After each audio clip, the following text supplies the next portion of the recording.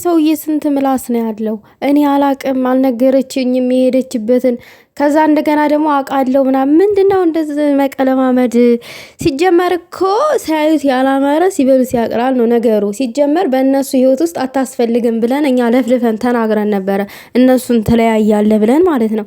ሰላም ውዶቼ፣ እንዴት ናችሁ? ሰላማችሁ ይብዛልኝ። ከብዙ መጥፋት በኋላ መጥቻለሁ ማለት ነው። ያው ግን ጤና የለውም። ዝም ብዬ ነው የመጣሁት። እኔ ያው እንትን አለ የለ አንድ ሱስ ውስጥ ትገባላችሁ፣ የማውራት ሱስ ውስጥ ማለት ነው። ሱስ ይዞኝ ነው የመጣሁት።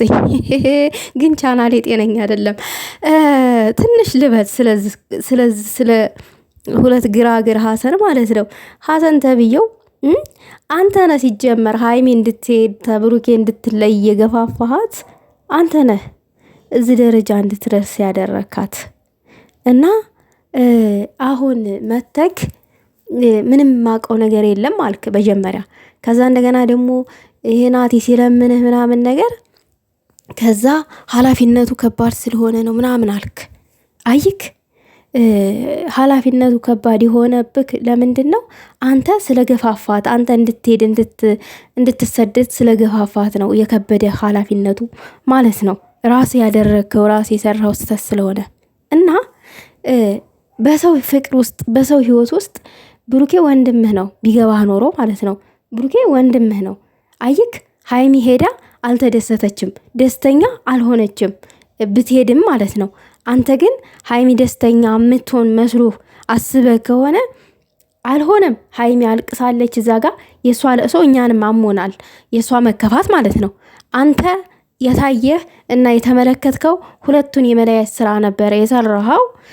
ተሳክቶልሃል፣ ይንጥ ማለት ነው። ሲጀመር በፍቅረኛሞች መሀል ሶስተኛ ሰው ከገባ ፍቅር ይበላሻል። በቃ ፍቅር ይበላሻል፣ መእኖ የለውም፣ ፍርስርስ ነው የሚለው እና ማንኛችንንም ብንሆን በእኛ መሀል ማንንም ሶስተኛ ወገን ማስገባት የለብንም።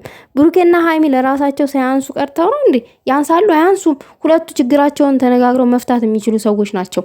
ነገር ግን እና ማንም መጣ ማንም አሁን እዚህ ጋር ናቲም ቢሆን ለነዚህ ልጆች ፍቅር ምናምን አስቡ አይደለም። ዝም ያለችበትን እነግርሃለሁ ያለው ራሱ ሂጂ ብሎ ስለገፋፋት ራሱ ስለሆነ ነው እዚህ ደረጃ ያደረሳት።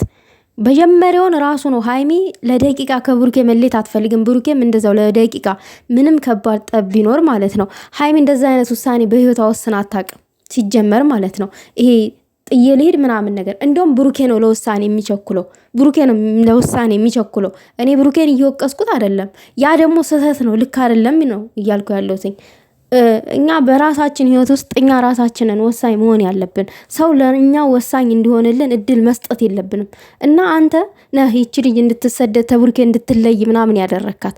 ሀይሚዬ እዛ ጋ ሆና አፈቅራለሁ እኔ ራስ ወዳድ ነሽ እንዳትሉኝ እኔ ራስ ወዳድ ሆኜ አይደለም ምናምን ልጅቷ እንድትዘቀዘቅ እንድትሰደብ ያደረካት አንተ ነህ።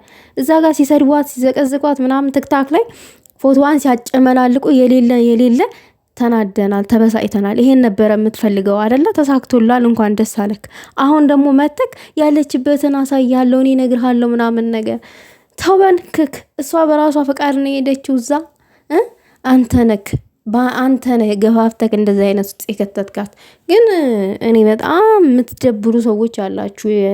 የእውነተኛ ጓደኛ መስላችሁ ሰተት ብላችሁ ትገባላችሁ። ከዛ የሰውን ህይወት ብጥብጥጥ ታረጉና ሰው ላይክ እስከ መለያየት ደረጃ እንዲደርስ የምታረጉ ሰዎች አላችሁ።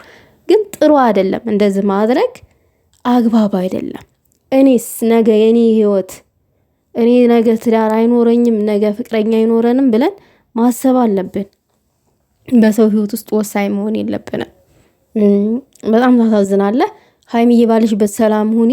ብሩኬና ሀይሚ ግን መቼም አይለያዩም። እናንተ ልፉ ብላችሁ ነው የምትለፉት እንጂ ልጆቹ አይለያዩም በእርግጥ